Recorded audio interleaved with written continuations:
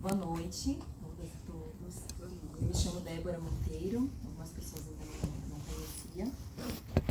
E vim aqui, estou aqui nesse momento, que é um momento de celebração, para apresentar o meu livro para vocês. É um livro que é fruto de uma pesquisa, minha pesquisa é de mestrado. Eu fiz essa pesquisa na USP, na Faculdade de Educação, e eu fui orientada pela Ana Cristina Zimmermann.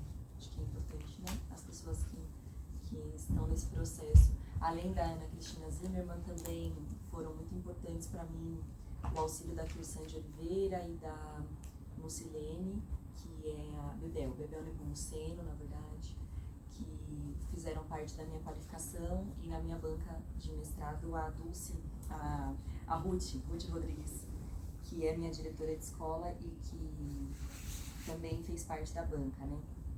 Bom, antes do mestrado em educação, eu tinha feito a graduação em letras, então eu sou professora de língua portuguesa na Prefeitura de São Paulo, e por isso, essa ideia, né, do chão da escola, da gente pensar, porque muitas vezes na academia, o que a gente tem na pesquisa em educação, são pessoas que não estão exatamente no chão da escola, o que não deixa de ser legítimo pesquisar e tentar auxiliar a gente que está lá, né, de fora, não deixa de ser, mas eu acho que a gente precisa dar valor a essa produção intelectual dos professores. E nós, professores, temos muito a contribuir, e principalmente sobre o nosso próprio campo, aquilo que a gente vive no dia a dia, que é esse chão de escola, quando a gente exerce a praxis, né? Essa teoria, a prática, a gente consegue chegar em lugares muito interessantes e ricos dessa pesquisa. Bom, queria falar isso para vocês, dizer que eu trouxe a Yorongai, né? Isso tem todo um sentido, como ela mesma já diz, já antecipou, tem todo um sentido com o tema do meu livro. Então eu peço licença aos ancestrais para começar essa fala, e eu agradeço muito a todas e todos que estão aqui, que contribuíram desde todo o processo de pesquisa, meus pais estão aqui presentes, meu filho, minha irmã, e todas e todos vocês. Ainda estou um pouco nervosa, mas vai passando, né?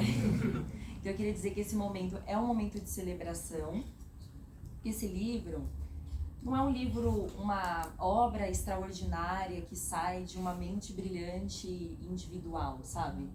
Não, mas não é um livro, não é uma obra individual, você vai entender o que eu estou dizendo. Eu acho que ele é fruto, ele é parte de uma caminhada que acontece coletivamente, né? Porque a gente não anda só.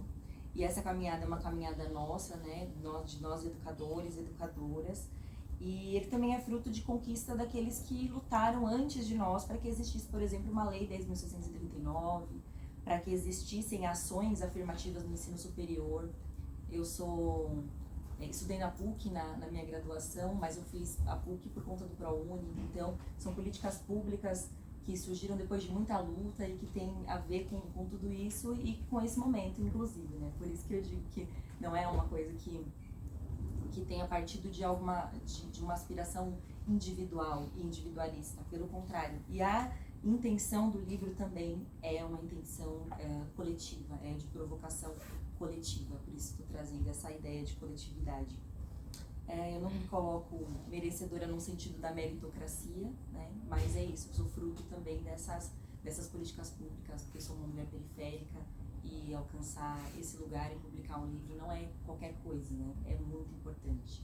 Vocês sabem disso, quem também está comigo no dia a dia sabe mais ainda, entende mais ainda o que isso significa para o todo, para as pessoas de onde eu vim e para mim. E aí, a Yorongai, ela faz a sua apresentação trazendo elementos, inclusive instrumento e língua de África, mais propriamente de Moçambique, porque ela viveu lá durante 3 anos e tem essa pesquisa, essa conexão e esse desejo de fazer essa conexão, né? Trazer essa conexão para cá e para as pessoas que assistem. O que a gente vê na performance dela é que ela tem envolvidos o corpo todo. Corpo, mente, espírito, tudo está ali, presente. E nós, que estamos assistindo, nós também... Quer sentar, filho? Ele não quer. nós também acabamos por vivenciar uma experiência. Então, é uma experiência assistir também, né, essa apresentação, porque é uma experiência que mexe também com o nosso corpo inteiro, nos toca no sensível, como propõe o Ney Lopes e tudo mais. E esse sensível, que está muito conectado com essa performance, essa estética africana e afro-brasileira, porque ela vai também trazer a língua portuguesa e o corpo dela, que é uma mulher brasileira, então acaba se tornando uma linguagem afrodiaspórica. Essa provocação, assim, com todos os sentidos, né, e esse tipo de performance faz parte de uma narratividade da corporalidade negra em diáspora, né? E essa narratividade tem um conceito para isso, que é da Leda Martins, que se chama oralitura. Então, a oralitura seria justamente esse conjunto de obras performáticas da narratividade da corporeidade negra que se coloca no mundo, inclusive muito antes da escrita. A gente já tinha oralitura, né? Não sei se alguém aqui já leu o livro Um Defeito de Cor, da Ana Maria Gonçalves. E tem um momento, né, tem uma passagem que a Kirindi, que é uma personagem africana que foi trazida, né, foi sequestrada e trazida para o Brasil. Ela é escravizada só que ela ainda é jovenzinha nessa passagem do livro, e ela está acompanhando a sinhazinha, que tem quase a mesma idade dela, que está aprendendo a ler poesia. Então a menina está estudando poesia, ela está lá trabalhando para a menina, mas ao mesmo tempo aprendendo junto. E quando ela descobre a poesia, nesse sentido da leitura escrita, né, que é lido para a sinhazinha aprender, e ela ouve aquilo e ela fala, nossa, mas parece que eu já tinha ouvido alguma coisa assim, parece que eu já conhecia isso, porque parece com os oriquis. Ela vai trazer os oriquis, que são, lá em África, às vezes rezas, mas também homenagens, presentes para uma pessoa, em forma de versos, em forma de uma oralidade performática, uma oralidade que tá ali, que tem uma estética, que não é o simples falar, mas é um falar todo trabalhado na sua força vital, né, essa força vital da palavra, que fala também o Rampatebá. Então, por essa passagem, a gente pode sentir o quanto essa oralitura, ela existe enquanto poética antes mesmo da literatura, porque a oralidade precede escrita. Então, a gente precisa trazer isso, porque num mundo em que os conhecimentos, os saberes africanos, afro-brasileiros, afrodiaspóricos foram tão invisibilizados, marginalizados e tudo mais, a gente precisa resgatar os sentidos e a importância, né, e o poder, a potência desses saberes que foram subestimados. A gente pode usar também essa palavra. Não que não estejam presentes, mas veja, é um conceito mesmo que não está na escola. E uma das coisas que eu trago na minha pesquisa é justamente essa... só esperar.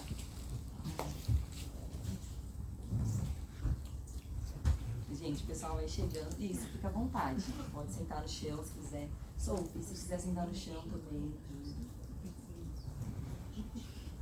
Pode sentar no chão. Não para dar lugar para ele, né? Bom, então, como eu vinha dizendo, a oralitura, por que a oralitura não está, né, na escola como está a literatura há tantos anos? Por que a gente não traz esse conhecimento para o nosso currículo? Essa é uma das propostas que eu faço no livro, para a decolonização do nosso currículo, a gente abordar e trazer a oralitura com tanta importância quanto a gente traz a literatura. E acho que é importante também dizer que a oralitura não diz respeito apenas à oralidade, aquilo que tem a palavra falada, mas ela diz respeito à corporalidade como um todo. Então ela também está nas danças, ela está na capoeira, ela está no jongo, ela está nas festas, né, no carnaval. A oralitura ela está em todo lugar onde existe essa performance de narratividade corporal. E aí, quando a Leda Martins traz, ela vai exatamente a partir do teatro, porque Leda Martins também é uma dramaturga. Então ela traz a partir do teatro esse lugar da oralitura. e eu venho propor uma inclusão da oralitura no nosso currículo, né? Além da oralitura, penso que também a escrevivência. Porque com a apropriação, né, a oralitura precede a literatura, mas com a apropriação das pessoas negras da literatura também, né, que também é desde sempre, desde que se escreve, se produz literatura, mas aqui no Brasil a gente tem marcos, né, temos aí Maria Firmina como primeira autora negra, temos diversos autores, bom, Machado de Assis, enfim, a gente pode pensar desde mais antigos até os dias de hoje, Carolina de Jesus e a Conceição Evaristo, que cunha esse conceito de escrevivência. E essa literatura não é uma literatura como qualquer outra. Então, por que literatura negra se a literatura, enfim, é tudo literatura, né? Por que a gente tem que colocar uma cor na literatura? Bem, porque essa literatura, ela é específica sim, e ela tem características que a fazem negra, porque ela é uma literatura, como diz Conceição Evaristo, pele, memória e história. Quando a Yurungai compõe a letra dela, que é da música Sem Nome, ela não está falando só dela própria, ela está falando de uma experiência dela, que já é uma pessoa, um corpo negro nesse mundo, mas também está trazendo uma experiência coletiva das pessoas negras. E isso é escrevivência. É isso que Conceição Evaristo traz. Não significa escrever necessariamente o que foi vivido num sentido de não ficção, né? Mas pode ser inclusive uma ficção. Só que é uma ficção que traz uma verdade, uma veracidade, uma legitimidade que é de uma coletividade negra. Então a escrevivência, também penso eu, que deve ser um conceito a ser trabalhado e incluído no currículo, talvez de língua portuguesa, mas eu penso que de uma forma mais ampla, né, de uma forma interdisciplinar. E aí, falando em interdisciplinaridade, a gente não pode deixar de falar do que é a nossa escola hoje, porque quando a gente vai propor uma decolonização do currículo, a gente precisa entender que o quanto essa colonialidade afeta, né, a nossa escola. Estou falando muito rápido, gente? Não, super. Obrigada. Então, assim, quando a gente fala de educação, quando a gente começa a aprender sobre educação, vai estudar nas universidades de educação, a gente aprende que o primeiro tipo de educação no Brasil é a educação jesuítica. É a primeira. Qual a primeira forma de educação? A educação jesuítica. A educação jesuítica, qual é o fundamento dela? Qual é a concepção dela? É uma concepção totalmente colonizadora. Ela existe para isso. Para convencer pessoas indígenas de que elas não seriam salvas, de que elas não são pessoas, né? E se elas não seriam salvas se elas não se convertessem. Então tem um propósito religioso e um propósito ainda maior político, de dominação mesmo desse local, das riquezas e de extermínio mesmo das pessoas, e epistemicídio, que é quando você mata o conhecimento, né? O Renato Nogueira, que é a referência que eu usei para falar de epistemicídio. Mas, sobretudo, colonização. Tudo isso está envolvido no processo de colonização. Esse processo de colonização, ele dura séculos no nosso país e ele acaba, ele tem um fim com a nossa independência. Porém, a colonialidade é esse caráter da colonização que perpassou toda a colonização e que continua vigente ainda, que a gente ainda traz nos nossos corpos, nas nossas práticas, nos nossos discursos, que a gente ainda traz na nossa estrutura. E aí o Quijano, esse é um conceito que foi trazido, né, América Latina, Quijano e Miolo, e eles trazem, o Quijano especificamente, traz uma distinção entre os tipos de colonialidade.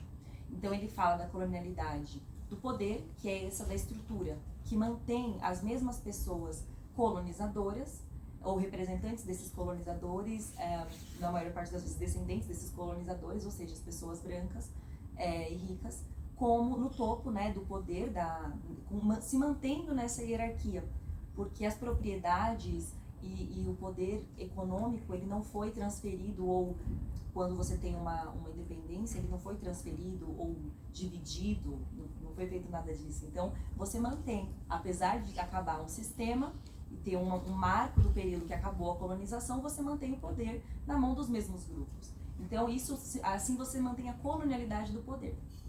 E assim também, isso é um dos fatores que vai influenciar a colonialidade do ser.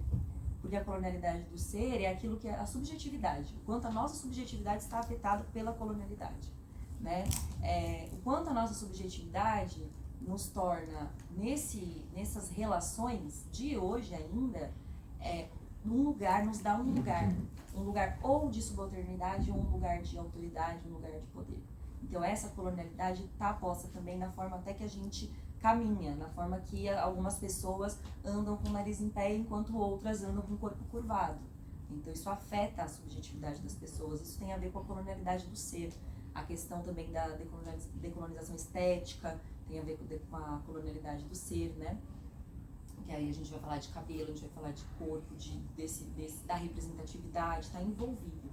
Aí a gente tem também a colonialidade do saber, que é a que nos interessa muito na escola, que é o quanto a gente legitima um conhecimento eurocêntrico e o quanto a gente invisibiliza e o quanto a gente extermina o conhecimento que não é branco, né? Negro indígena.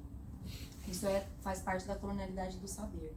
A colonialidade da vida também é muito importante pra gente, porque ela diz respeito às formas de olhar o mundo, a forma de viver. Isso tem a ver com religião, tem a ver com espiritualidade, tem a ver com o porquê que quando na escola, por exemplo, a gente leva a mitologia grega, a mitologia romana, isso é muito tranquilo para todo mundo, é muito natural, e a gente estuda isso há muitos anos, há décadas na escola, mas quando a gente fala de mitologia iorubá, nós temos aí pais e mães que vão na escola e tal, né? E antes desses pais e mães também, escolas particulares, a própria direção já não permite, porque já se torna uma coisa polêmica, sendo que é nada mais, nada menos do que uma mitologia que faz parte da nossa formação cultural.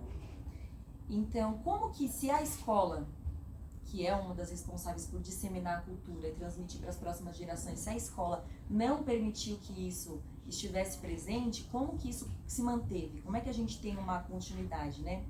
O Ezia Bairobi, que era um autor nigeriano, que é um poeta, também acadêmico, ele vai falar sobre a permanência.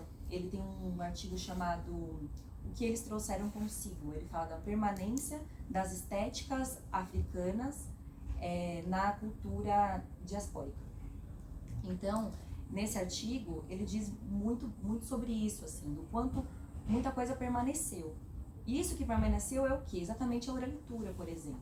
Mas ela não permaneceu porque está na genética, numa essência, não é uma questão de essencialismo, é uma questão mesmo de resistência. Então ela permaneceu porque, apesar de ter existido uma lei contra a capoeira, continuaram existindo capoeiristas, mestres que mantiveram essa cultura viva. Ela existiu porque, apesar de ter existido uma lei contra os terreiros continuaram existindo e trabalhando, né? Também existiu porque muitos trabalhadores da educação fizeram a resistência desde sempre. E os movimentos negros também têm um grande papel nesse lugar. A gente tem esses espaços que tiveram essa permanência, esses espaços culturais, né, de vida mesmo, que vai mantendo uma vida, que vai passando da própria família. Então, por exemplo, se eu sei sambar, foi porque minhas irmãs me ensinaram a sambar. Quando eu era criança, minhas irmãs me ensinaram a sambar. Se eu não sei dançar samba rock, porque meu pai que sabe dançar samba rock não me ensinou a dançar samba rock. E isso é uma mágoa. Mas é isso, gente. A gente precisa manter. E aí, levar para a escola as oralituras tem a ver justamente com manter vivas essas culturas, esses saberes que a gente vai deixando à margem da escola, que a gente deslegitima mesmo na escola e deixa menor, né?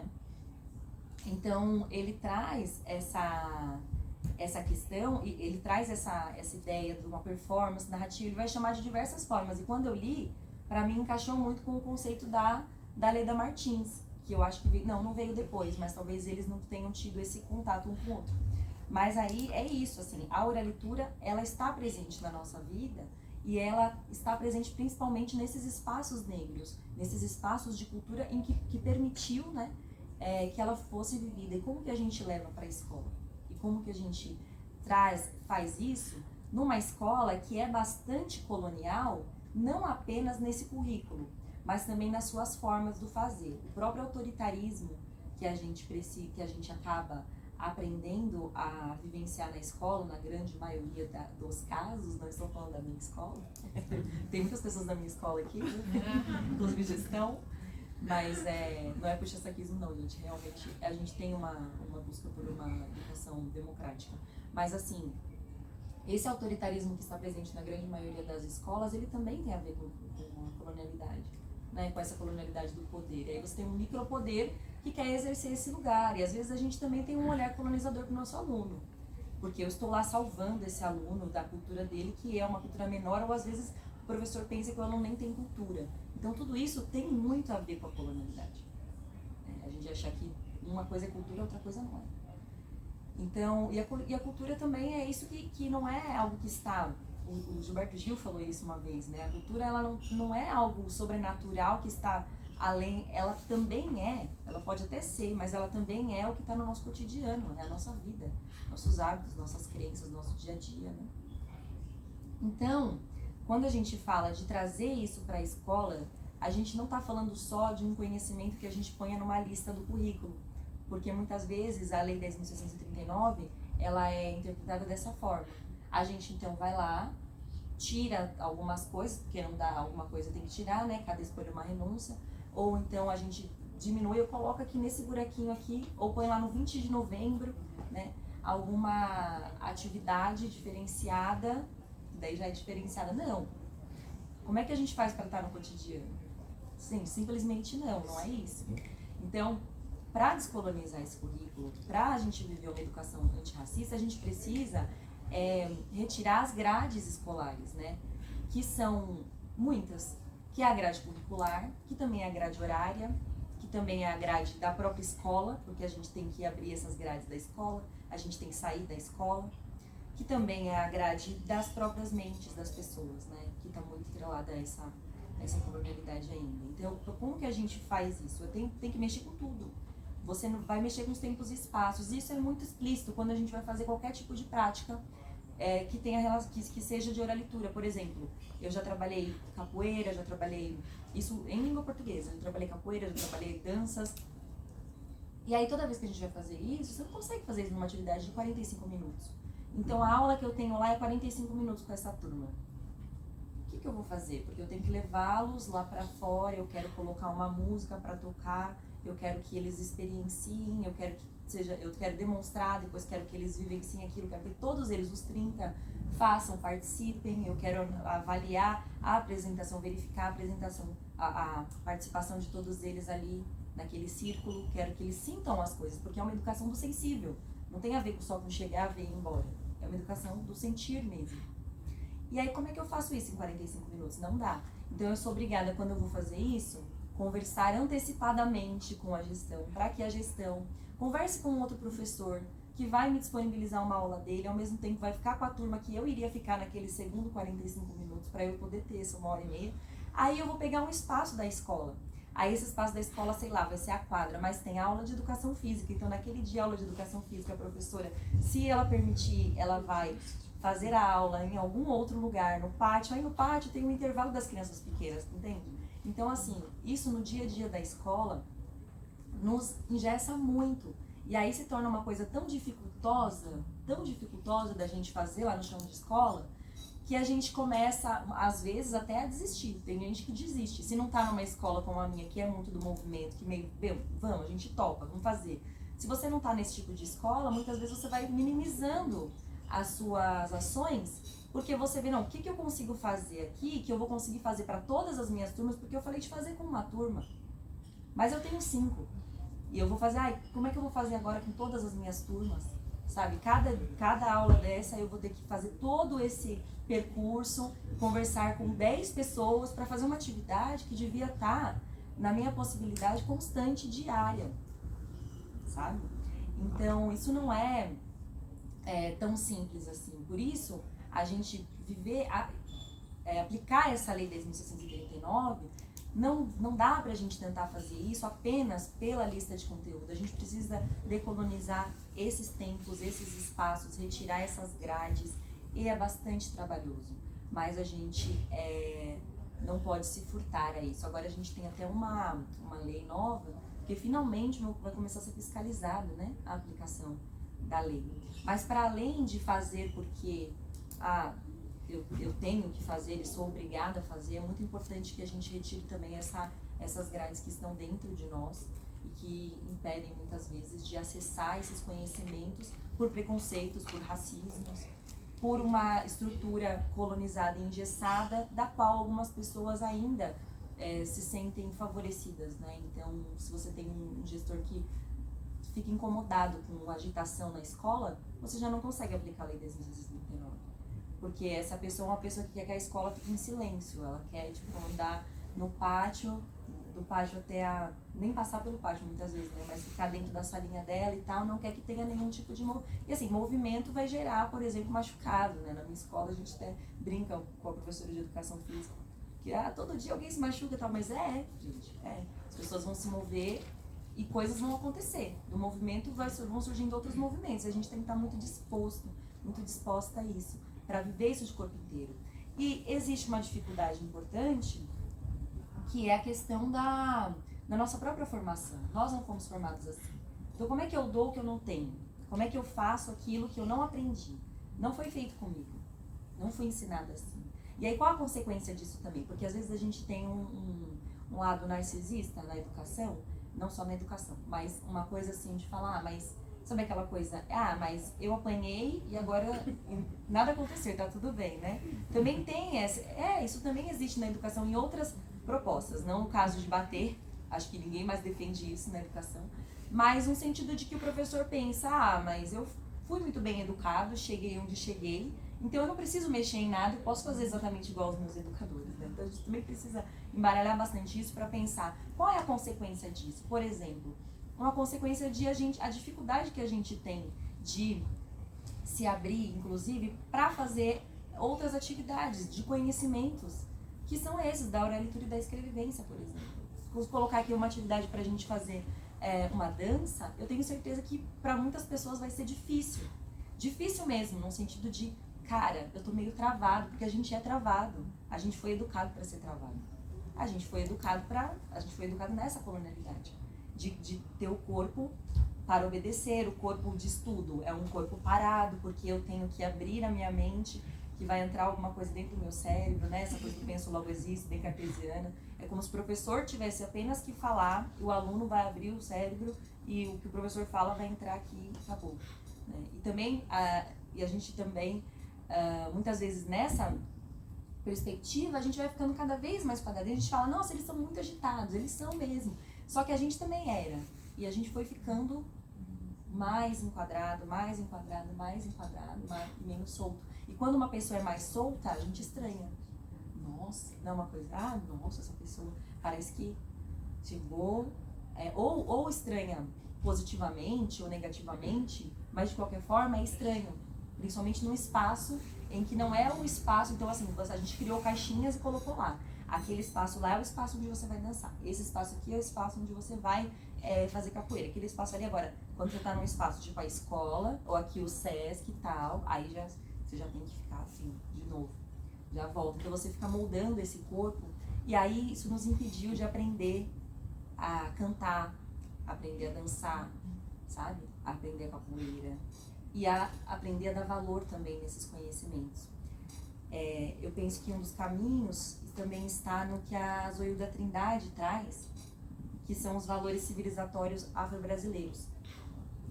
Se existe, né, porque é importante também pensar nisso, a gente às vezes fala, então a gente vai acabar com a colonialidade, mas o que é o decolonial? Porque eu tenho que colocar alguma coisa, eu acabo, eu destruo, e aí eu apago, e o que eu ponho, né? Mas eu tô lá na segunda-feira e vou fazer o quê? Na escola, então, já que tudo isso que eu aprendi, né? E não é tudo também. É uma questão de fazer uma justiça curricular. Também que nem Munanda fala da justiça curricular. É da gente equilibrar. Não é da gente, agora vai ser só, a gente só vai trazer conhecimentos africanos. Não, da gente equilibrar. Inclusive trazer os indígenas, né?